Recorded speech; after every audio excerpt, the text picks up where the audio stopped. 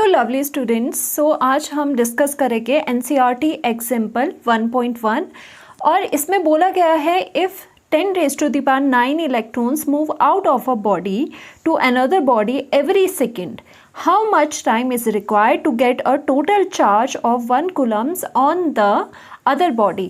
Actual में आपको क्या पूछा गया है कि एक सपोज ये बॉडी है, इसमें से 10 टू द पावर 9 जो इलेक्ट्रॉन्स है वो पर सेकंड निकलते हैं, यानी कि पर सेकंड यानी कि एक सेकंड में 10 raise to the power 9 electrons बाहर को निकलते हैं। और आपसे पूछा जा रहा है कि हाउ मच टाइम, आपसे क्या पूछा जा रहा है कि टाइम बताओ, what will be the time. और स्पेसिफिक नहीं है, आप सेकंड में भी निकाल सकते हो। आपसे टाइम पूछा गया है to get a total charge of 1 coulomb. आप वो टाइम निकालो जिस टाइम पर इस बॉडी पे टोटल चार्ज यानी कि Q की वैल्यू 1 कूलम हो जाएगी। तो आपको यानी कि टाइम निकालना है।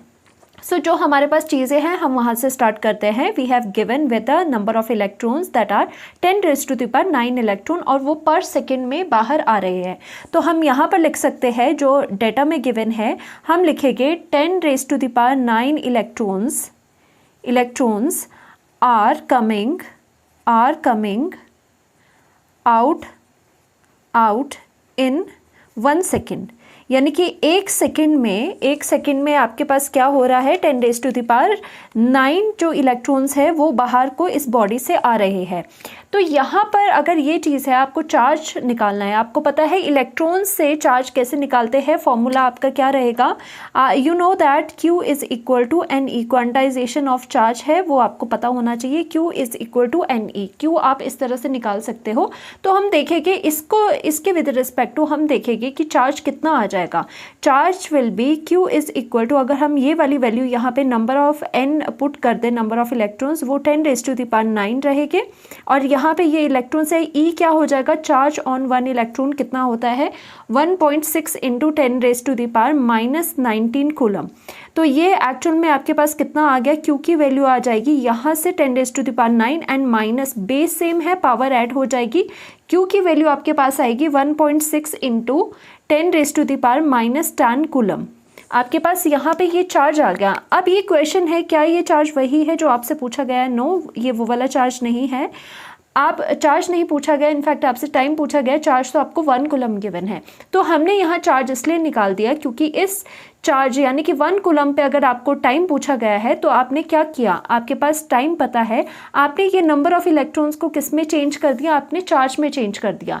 तो आप यहाँ से ये देख सकते हो इन इलेक्ट्रॉन्स को इस फॉर्मूला में डालने पे आपको चार्ज आया। दैट मीन्स आप 1 सेकेंड में इस बॉडी पे इतना चार्ज जनरेट हो रहा है। तो मीन्स इसका मतलब क्या हुआ, मीन्स जो ये हमने चार्ज निकाला है ये क्या है, मीन्स आप लिख सकते हो 1.6 into 10 raise to the power -10 जो ये वाला चार्ज है, इतना कूलम जो चार्ज है हम लिख सकते हैं चार्ज डेवलप्ड इन 1 सेकेंड। तो यहाँ से क्या आ गया कि इतना जो चार्ज है वो इस बॉडी पे डेवलप्ड हो रहा है कितने सेकंड में, 1 सेकंड। ऐसा क्यों है, क्योंकि एक सेकंड में जितने इलेक्ट्रॉन बाहर निकल रहे थे उन्हीं इलेक्ट्रॉन को हमने चार्ज में कन्वर्ट कर दिया। तो दैट मीन्स एक सेकंड में इस बॉडी में कितना चार्ज डेवलप हो रहा है, इतने कूलम डेवलप हो रहा है। बट हमें क्या चाहिए, हमें चाहिए कि 1 कूलम चार्ज जब आपका डेवलप हो जाएगा, डेवलप होने के लिए टाइम कितना लगेगा। तो हम वहीं पे यूनिटरी मेथड ऐसे ही लगा देंगे कि इतना चार्ज को डेवलप होने में अगर 1 सेकेंड लगते हैं तो Q is equal to 1 coulomb. So हम क्या लिखेंगे, 1 कूलम चार्ज डेवलप्ड इन, उसको डेवलप होने में कितना टाइम लगेगा। यूनिटरी मेथड में क्या होता है, ये डिवाइड में टर्म आ जाती है, 1 divided by 1.6 into 10 raise to the power -10। और ये किस में रहेगा, ये यूनिट सेकंड में ही रहेगा, बिकॉज ऊपर भी ये सेकंड में ही है। तो यहाँ पर अब आप थोड़ा सॉल्व करोगे, आपको कितना आएगा 1/1.6 पॉइंट। अगर इसका हम हटाना चाहे तो इसका कितना आ जाएगा, यहाँ पर आपका 16, अगर मैं ये पॉइंट हटा दूँ तो ये नीचे 10 हो जाएगा, 10 raise to the power -10 second. Okay तो इसके बाद क्या हो जाएगा, अगर ये 10 और ये 10⁻⁻10 अगर आप साथ में ले लो तो ये क्या हो जाएगा, ये माइनस का 11 हो जाएगा। तो यहाँ पर कितना है 16 × 10⁻, ये ऊपर आ गया माइनस माइनस और ये क्या आ जाएगा प्लस में आ जाएगा। इस 10 और इस 10 को मैंने सॉल्व करा, बाकी कुछ नहीं हुआ है यहाँ पर। तो ये सेकेंड्स हमारा इतना आ गया।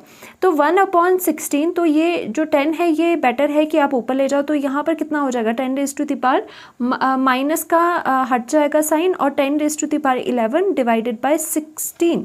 तो अब इसको सॉल्व करना है तो आप कैसे कर सकते हो, बेटर है कि आप यहाँ पे मतलब 100 बना लो।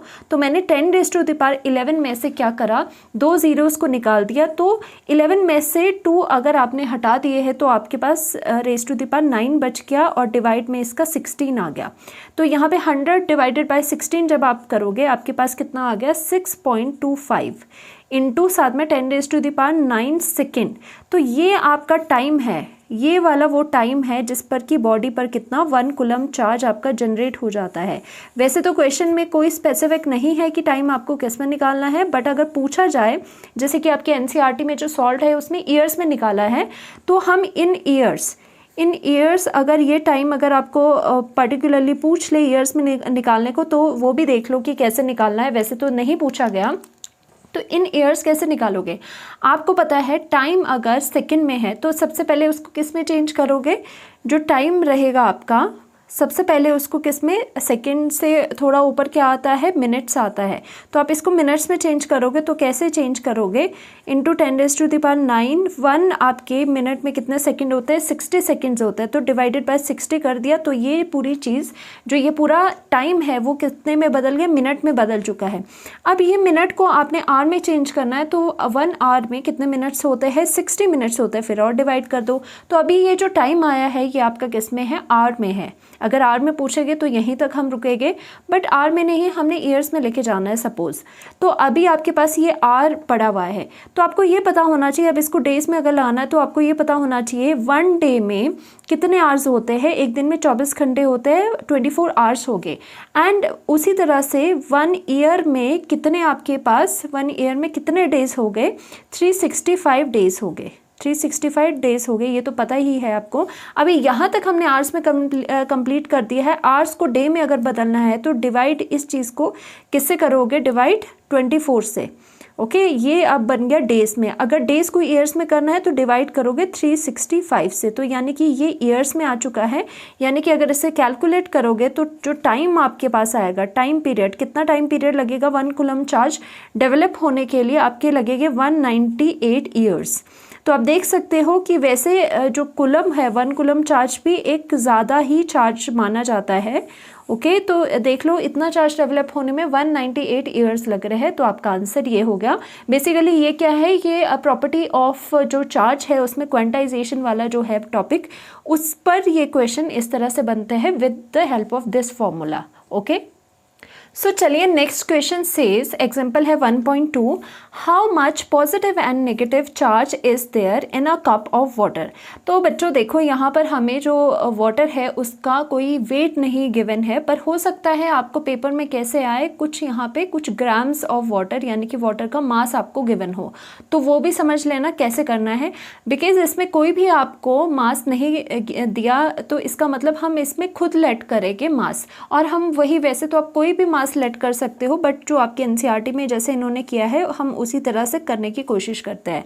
तो लेट इट बी, एक आपका यहाँ पे कप ऑफ वाटर है, तो इसमें क्या है, इसमें आपका H2O है, वाटर मीन्स H2O है। तो सपोज हमने यहाँ कर दिया, suppose it contains, suppose amount of water, suppose कर रहे हैं amount of H2O is equal to H2O is equal to 250 grams हमने यहाँ पे सपोज करना है। कुछ भी आप सपोज कर सकते थे, बट आपको एनसीईआरटी में इस तरह से, तो हमने ये करा। तो बोलने का ये मतलब है कि यहाँ पर आपको कोई अमाउंट गिवन नहीं है वाटर का, बट हो सकता है एग्जाम में यहाँ पर 250 ग्राम लिखा हो या फिर 350 या फिर 100 ग्राम लिखा हो, तो उसके अकॉर्डिंग आपने कैलकुलेशंस करनी है। तो सपोज हमने कर लिया कि यहाँ पर 250 ग्राम ऑफ वाटर। ऐसे क्यों किया, बिकॉज आपको अमाउंट तो पता होना चाहिए कुछ ना कुछ, अगर नहीं गिवन है, उन्होंने नहीं दिया है, तो तो आप खुद ही यहाँ पे लेट करोगे। ओके, तो इसमें पूछा गया है how much positive and negative charge, यानी कि आपको निकालना क्या है, आपको क्यू यानी कि चार्ज निकालना है, positive as well as negative charge निकालना है in a cup of water. तो यहाँ पर आप क्या देख रहे हो कि अगर आप यहाँ पर वाटर क्या है, वाटर अभी न्यूट्रल स्टेट में है, न्यूट्रल है, तो इसका मतलब अगर चार्ज आप पॉजिटिव चार्ज निकाल देते हो तो आप नेगेटिव चार्ज भी निकाल दोगे। तो यहाँ पर क्या करना है, आपको नंबर ऑफ कहाँ तक जाना है, वाटर में नेगेटिव और पॉजिटिव चार्ज, इसके अंदर का मतलब क्या हुआ, number of electron and proton तक जाना है आपने। ओके, क्योंकि यहाँ पर ध्यान से देखो, अगर आपने चार्ज निकालना है तो क्वांटाइजेशन के अकॉर्डिंग क्यू की वैल्यू कितनी होती है, Q is equal to N A. सभी को पता है ये क्वांटाइजेशन का जो है इससे फॉर्मूला आता है, ये इसमें आपको ई की वैल्यू तो पता होती है, चार्ज ऑन 1 इलेक्ट्रॉन या फिर प्रोटॉन 1.6 इंटू 10⁻⁻19 कूलम्स। ठीक है, ये वाला होता है इसकी वैल्यू। बट आपको यहाँ से क्या पता लगाना है, आपको एन की वैल्यू पता लगानी है। मीन्स आपको क्या चीज़ आपको, मीन्स हम यहाँ पे लिखेंगे, means we have to firstly find number of electrons and number of protons, यानी कि आपको पता चल गया क्यू आपको निकालना था, क्यू होता है चार्ज। क्यू को निकालने के लिए ई की वैल्यू आपके पास गिवन है, सिर्फ आपके पास नंबर नहीं पता, नंबर ऑफ इलेक्ट्रॉन नहीं पता, ना नंबर ऑफ आपके पास प्रोटॉन पता है। तो यानी कि क्यू निकालने के लिए आपको एन फाइंड आउट करना है, यानी कि नंबर ऑफ इलेक्ट्रॉन्स आपको फाइंड आउट करना है। तो आप इस क्वेश्चन को किस तरह से करोगे बच्चों, देखो स्टार्टिंग में आपके पास गिवन है मास, ठीक है, आपके पास क्या है, वेट गिवन है। तो अगर आपके पास वेट गिवन है, सपोज वेट गिवन है, तो आपने कहाँ से जाना है, वेट आपको गिवन है और आपको फाइंड करना है नंबर ऑफ इलेक्ट्रॉन्स या फिर नंबर ऑफ प्रोटॉन्स। तो वेट से आप सबसे पहले कहाँ जाओगे, कहाँ जाना पसंद करोगे, मोल्स। मोल्स बहुत ज़्यादा इंपॉर्टेंट होते हैं, जो केमिस्ट्री में आपने पढ़ा होगा, यहाँ पर भी रिविजन हो जाएगा आपका। तो वेट या फिर जो मास है उससे आप जाओगे मोल्स पे। एक बार आपने मोल्स निकाल दिए, उससे मोल्स की हेल्प से आप कहाँ पे जाओगे, नंबर ऑफ मॉलिक्यूल्स में, कि उसमें कितने मॉलिक्यूल्स है। ये सारा लेआउट है इस क्वेश्चन का। मॉलिक्यूल्स अगर आपने निकाल दिए तो उससे आप क्या फाइंड आउट करोगे, नंबर ऑफ प्रोटॉन्स, क्योंकि नंबर ऑफ प्रोटॉन्स और electron in a neutral system equal होते हैं। तो यानी कि ये आपका फंडा है जो आपको इस क्वेश्चन में लगाना है। वेट आपको गिवन है, उससे मोल्स निकालो, मोल्स की हेल्प से उसमें नंबर ऑफ मॉलिक्यूल्स निकालो और उसकी हेल्प से नंबर ऑफ प्रोटॉन निकालो। तो आपको पता होना चाहिए मोल्स का फॉर्मूला क्या रहता है, ये भी आपको पता होना चाहिए। तो हम यहाँ पे लिखेंगे, वी नो दैट मोल्स का फॉर्मूला क्या है, वी नो दैट मोल्स, जिसको एन से भी डिनोट करते हैं। मास की टर्म्स में मोल्स के बहुत फॉर्मूलाज है। मास की टर्म्स में क्या फॉर्मूला रहता है, given mass upon molar mass. Okay, molar mass. और एक और फॉर्मूला मोल्स का रहता है, क्योंकि हम मॉलिक्यूल्स की फॉर्म में भी निकाल रहे हैं। देखो मास की फॉर्म्स में ये फॉर्मूला रहता है मोल्स का, और मॉलिक्यूल्स की फॉर्म में क्या फॉर्मूला रहता है, number of molecules divided by Avogadro's number, जो क्या होता है 6.022 इंटू 10⁻23। ओके, तो यहाँ से दैट मीन्स मोल्स के ये दो फॉर्मूला आपको पता होने चाहिए। अब आप कोई भी चीज़ निकाल सकते हो, मास से पहले मोल्स में चले जाओगे या फिर नंबर ऑफ मॉलिक्यूल्स में निकाल दोगे। तो चलिए स्टार्टिंग में हम क्या करते हैं, हमारे पास गिवन मास है 250 ग्राम्स और हमारे पास मोलर मास नहीं गिवन है। तो सबसे पहले हम कोशिश करते हैं मोलर मास ऑफ वाटर निकालने का। वाटर आपको पता है क्या होता है, H2O होता है। तो यहाँ पे मोलर मास कितना आ जाएगा, हाइड्रोजन का मास कितना होगा 1, दूसरे हाइड्रोजन का 1, ऑक्सीजन का कितना होता है 16, यानी कि आपके पास वाटर का मोलर मास 18 ग्राम आ गया। वैसे भी ये याद होना चाहिए आपको। मोलर मास ऑफ वाटर आपके पास जैसे ही आ गया, वैसे ही आप शुरुआत कैसे करोगे, मोल्स निकालने में, क्योंकि हमें ये वाला फॉलो करना है। मास से हमने मोल्स में चेंज करना है, तो मोल्स का मास के साथ रिलेशन ये वाला है। तो हम कैसे निकालेंगे, हम लिखेंगे यहाँ पे moles is equal to given mass कितना है आपका 250 grams divided by molar mass is your 18। तो यहाँ पे 18 आ गया। These are the number of moles. नहीं सॉल्व करना तो कोई बात नहीं, बाद में सॉल्व करना। तो यहाँ से अभी आपके पास नंबर ऑफ मोल्स आ चुका है कि आपके पास एक्चुअल में क्या आया है, ये अमाउंट ऑफ वाटर हमने माना था ये है आपका 250 ग्राम्स। तो आपके पास कितना आ गया कि इस 250 ग्राम्स में कितने नंबर ऑफ मोल्स मोल्स है वाटर के, तो यानी कि इतने नंबर ऑफ मोल्स आपके पास आ चुके हैं। अब हमने किस में जाना है, मोल्स निकाल चुके हो इसमें, अब आपको निकालना है कि मोल्स को कन्वर्ट करना है मॉलिक्यूल्स में। तो मॉलिक्यूल्स में कैसे कन्वर्ट करते हैं, तो उसका फॉर्मूला है number of molecules divided by Avogadro's number. तो यहाँ पे मोल्स आप पहले ही निकाल चुके हो, तो अगर मैं इस फॉर्मूला को रीअरेंज करूँ तो इसमें नंबर ऑफ मॉलिक्यूल्स कैसे निकल जाएंगे। अगर मैं इसको नंबर ऑफ मॉलिक्यूल्स को एक जगह लिखूँ तो ये फॉर्मूला कैसे बन जाएगा, number of molecules is equal to, यहाँ पे कितना आ जाएगा, यहाँ पे मोल्स इंटू 6.022 इंटू 10⁻23। मैंने कुछ नहीं करा, मैंने यहाँ पे रीअरेंज कर दिया नंबर ऑफ मॉलिक्यूल्स, बिकॉज अभी हमारे पास मोल्स आ चुके हैं। मोल्स क्या है, पहले हमने निकाला था जो ये है, उससे हम नंबर ऑफ मॉलिक्यूल्स निकाल सकते हैं, क्योंकि देखो हमें यही फॉलो करना है। वेट से हमने पहले मॉलिक्यूल में चेंज किया, मोल्स में चेंज किया, मोल्स की हेल्प से हम मॉलिक्यूल्स निकालेंगे उसमें कितने हैं। तो यहाँ पर वैल्यूज जब मैं पुट करूँगी, मोल्स आपका इतना था तो मैंने यहाँ पे वैल्यू पुट करी 250 डिवाइडेड बाई 18 इंटू 6.022 इंटू 10⁻23। तो ये आपके पास कितने आ गए, ये नंबर ऑफ मॉलिक्यूल्स आ गए। यानी कि आपके पास नंबर ऑफ मॉलिक्यूल्स अभी कितने निकल चुके हैं, इतने नंबर ऑफ मॉलिक्यूल्स हैं। यहाँ पे मैं लिख लूँगी मॉलिक्यूल्स, इतने मॉलिक्यूल्स ऑफ वाटर आपके पास आ चुके हैं, मतलब मॉलिक्यूल्स का नंबर आपके पास अभी आ चुका है। अब देखो मॉलिक्यूल्स से हमने किस में जाना है, नंबर ऑफ प्रोटॉन्स में जाना है। तो आपको ये चीज़ पता हो गई, ये चीज़ आपको पता होनी चाहिए कि नंबर ऑफ जो प्रोटॉन्स होते हैं, नंबर ऑफ जो प्रोटॉन्स होते हैं वो किसके इक्वल होते हैं, एटॉमिक नंबर। जो आपका एटॉमिक नंबर होता है उतने ही नंबर ऑफ प्रोटॉन्स होते हैं, और अगर कोई न्यूट्रल स्टेट में है तो नंबर ऑफ प्रोटॉन और इलेक्ट्रॉन जो होते हैं वो भी आपके इक्वल रहते हैं। जैसे कि वाटर अभी क्या है, वाटर न्यूट्रल स्टेट में है, तो नंबर ऑफ जो आप प्रोटॉन निकालोगे वही नंबर ऑफ इलेक्ट्रॉन्स भी निकलेंगे। तो अगर आपको नंबर ऑफ मॉलिक्यूल्स वाटर के पता चल चुके हैं, तो मॉलिक्यूल्स को प्रोटॉन की टर्म में आप कैसे रिलेट कर सकते हो, आप कह सकते हो जैसे कि वन मॉलिक्यूल, आप लिख सकते हो one molecule of water contains. अब मुझे बताओ एक मॉलिक्यूल ऑफ जो वाटर है उसमें कितने नंबर ऑफ प्रोटॉन्स प्रेजेंट है। देखो वाटर H हाइड्रोजन के पास एक प्रोटॉन है, दूसरे हाइड्रोजन के पास एक प्रोटॉन है, और प्लस ऑक्सीजन के पास कितने प्रोटॉन है, यानी कि ऑक्सीजन का एटॉमिक नंबर कितना है 8, यानी कि आपके पास टोटल नंबर ऑफ 10 प्रोटॉन्स पड़े हैं, 10 प्रोटॉन्स आपके पास पड़े हैं, यानी कि one molecule of water contains 10 proton. और सिमिलरली क्योंकि वाटर आपका अभी न्यूट्रल है, जितने नंबर ऑफ प्रोटॉन्स इसमें वाटर में हो गए उतने ही नंबर ऑफ इलेक्ट्रॉन्स भी हो गए, यानी कि एक मॉलिक्यूल आप लिख सकते हो one molecule of water contains कितने, अगेन 10 इलेक्ट्रॉन्स, 10 इलेक्ट्रॉन्स, क्योंकि number of protons and number of electrons equal है अगर वो न्यूट्रल है, इलेक्ट्रिकली अगर वो न्यूट्रल है। तो आपके पास ये पता चल चुका है, हम फोकस करेंगे अभी प्रोटॉन में, कि वन मॉलिक्यूल अगर आपका वाटर का है वो कंटेन करता है, उसमें पाए जाते हैं 10 प्रोटॉन। तो आपके पास नंबर ऑफ मॉलिक्यूल कितने हैं, नंबर ऑफ मॉलिक्यूल इतने हैं, तो इस पूरे को आप उठाओगे और लिखोगे।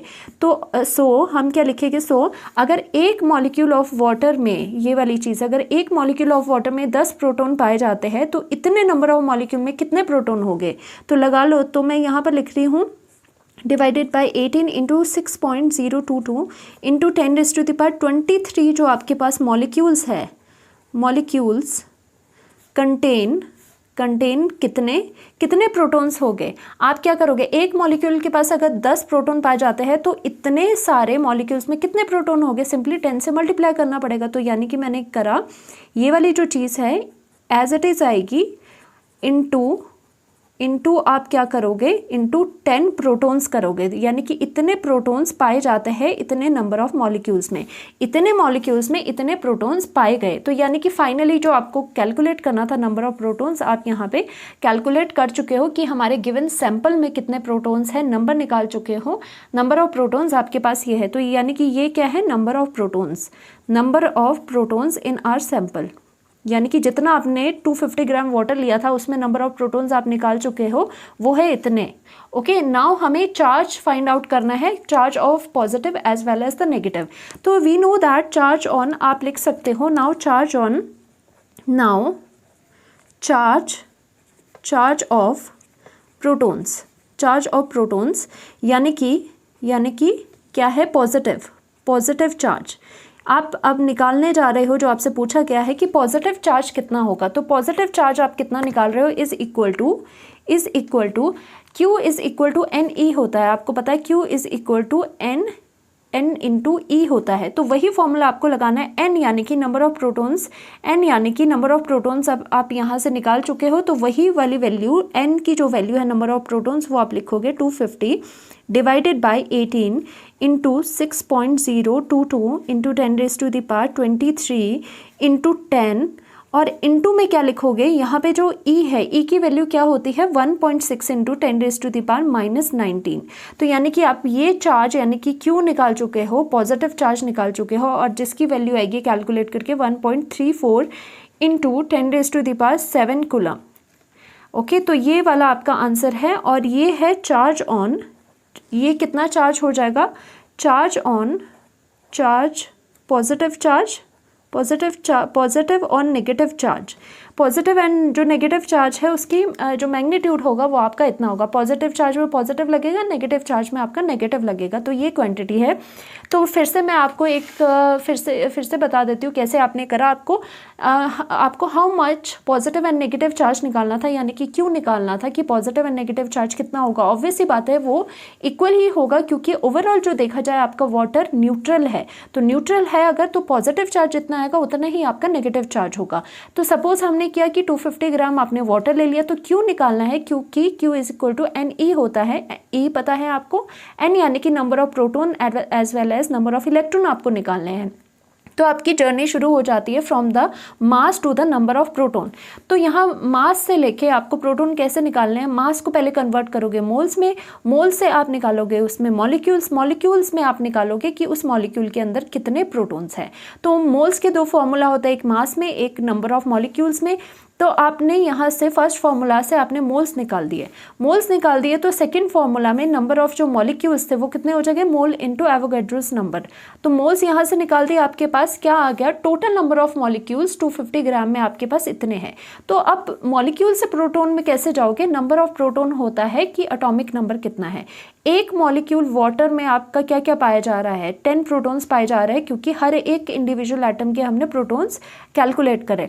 जितने प्रोटॉन है उतने ही इलेक्ट्रॉन्स हो गए। तो अगर एक मॉलिक्यूल ऑफ वाटर में 10 प्रोटॉन है, तो इतना जो नंबर ऑफ मॉलिक्यूल निकल रहा है उसमें कितने प्रोटॉन हो गए, बस इंटू आपको यहाँ पर इंटू आपको क्या करना था, 10 करना था। यानी कि ये n की वैल्यू निकल चुकी है, नंबर ऑफ प्रोटॉन्स आपके पास निकल चुके हैं। तो charge Q is equal to N E, N की वैल्यू ये वाली फाइंड आउट करी है आपने, पुट कर दो और यहाँ पर E की वैल्यू आ जाएगी।